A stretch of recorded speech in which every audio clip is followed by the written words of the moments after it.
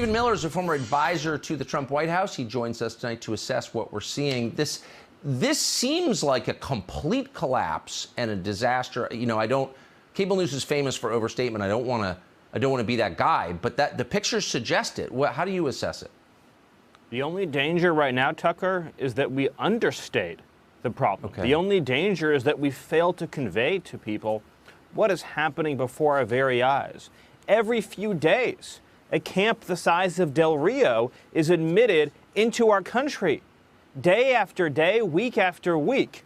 Let me tell you a story. I was talking to a frontline immigration officer who works in Arizona.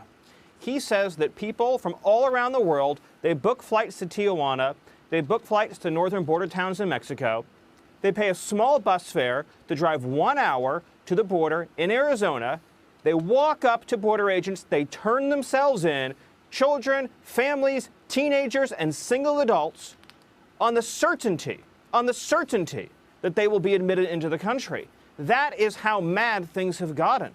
You know, Benjamin Franklin said when describing our form of government that we have a republic if you can keep it.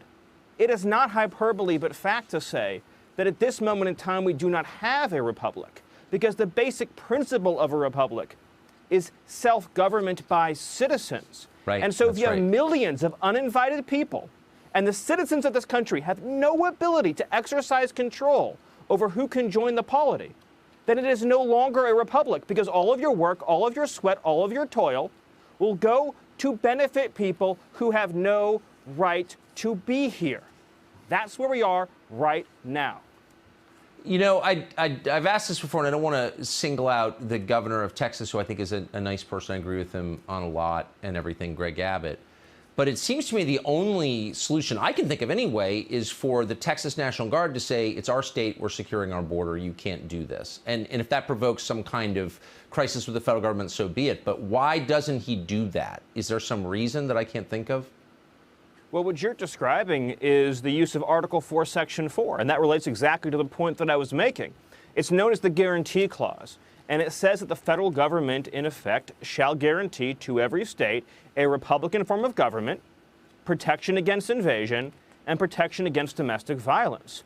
All three of those tests have been failed by the Biden administration. So they're violating their commitments under Article 4, Section 4, which I would argue does in fact empower any border state to control their own sovereign territory. And if they don't, and if somebody doesn't hold this presidency accountable, there won't be a country in a period of time.